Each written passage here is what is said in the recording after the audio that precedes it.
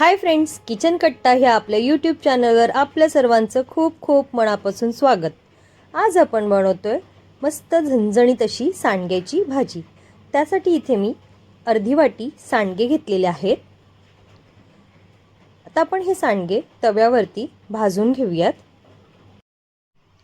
Medium फ्लेमवरती छान सांडगे भाजून घ्यायचे आहेत। सांडगे भाजत असताना आपण तेलाचा वापर करणार नाही आहोत।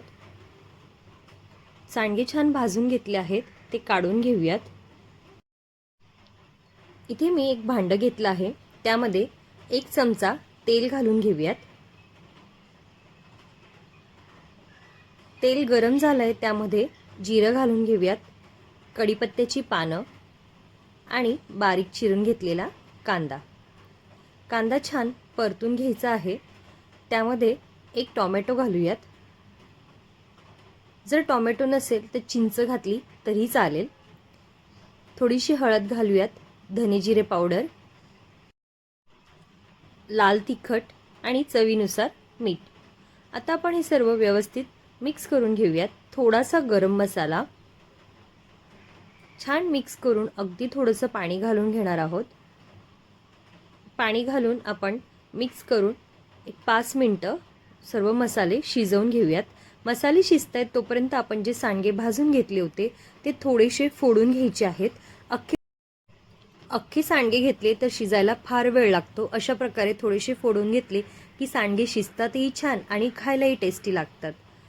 इथे सांडगे फोडून घेतले आहेत।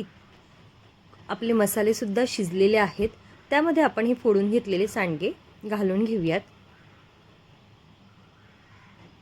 मिक्स करून त्यामध्ये आपण गरम पाणी घालणार आहोत। सांडग्याची भाजी करताना गरम पाण्याचाच वापर करायचा आहे। इथे मी 1 ग्लास गरम पाणी घालून घेतलं आहे। थोडीशी कोथिंबीर घालून घेऊयात आणि झाकण ठेवून 10 ते 15 मिनिटं आपण ही भाजी शिजवून घ्यायची आहे। सांडगे शिजायला बराच वेळ लागतो। आता पावसाळ्यात प्रत्येक वेळी भाजी भेटणं शक्य होत नाही, तर ह्यावेळेस आपण अशा प्रकारे सांडग्याची भाजी बनवू शकतो। भाजी बनवून इथे रेडी झालेली आहे। आपण पूर्ण पाणी आटवणार नाही आहोत, अगदी थोडंसं पाणी तसंच ठेवायचं आहे।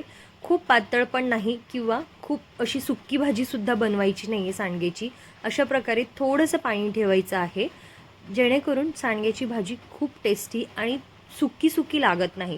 पाहू शकता माझ्या भाजीची कन्सिस्टन्सी कशी दिसत आहे। तुम्हाला ही माझी रेसिपी कशी वाटली नक्की कळवा। आवडली तर माझ्या चॅनलला सबस्क्राइब करा। पुन्हा भेटूया अशाच एका नवीन रेसिपीमध्ये। तोपर्यंत धन्यवाद।